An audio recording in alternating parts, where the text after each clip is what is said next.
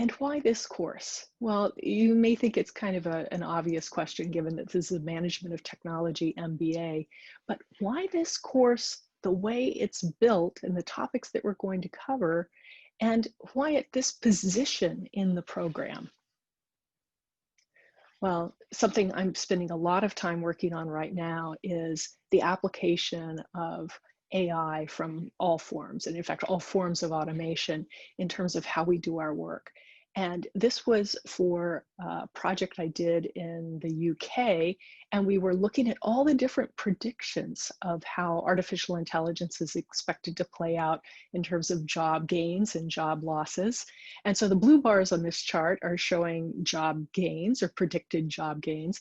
The orange bars are showing the predicted job losses. And as you can see, even in the cases where there are gains, there are also losses. It's a shift in the kinds of work that we have. And so we all have to understand innovation, and we also have to look at how innovation affects our very jobs. Luddites. This goes back to automated weaving and the idea of sabotage. You know, a small story is that the word sabotage comes from the word sabot, and it was throwing of wooden shoes into the machinery to break them, right? So that the automation could not take place. There's some backlash as we think about artificial intelligence, and certainly there should be a lot of critical attention paid to how we use artificial intelligence. But what I don't think we want to do is just set up roadblocks. We want to be knowledgeable and we want to make proactive decisions, which is really a lot about what this particular module is even about. And I'll draw on some academic colleagues here.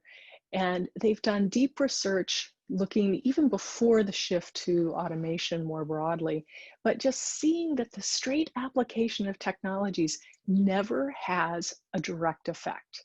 It's always going to be integrated with the organizational aspects as well. And that's where our focus is, and that's why this is a course that's so exciting to me.